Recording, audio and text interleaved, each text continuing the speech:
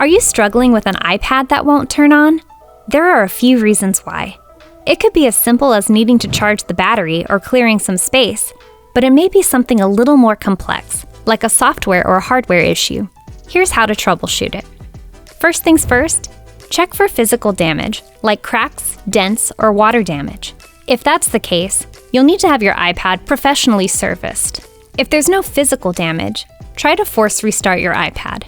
For iPads with a home button, you can do this by holding the home and power buttons until you see the Apple logo.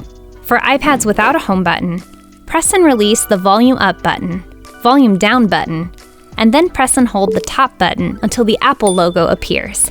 You can also try a hard reset on your iPad, but heads up, this will erase all your settings and data. You'll need a computer to hard reset your iPad. Detailed steps for that can be found linked in the description below. As a friendly reminder, make sure to regularly back up your devices so you don't lose all your data if something goes wrong. For professional help fixing your tech, visit Asurion.com. And don't forget to like and subscribe to our channel for more tech tips.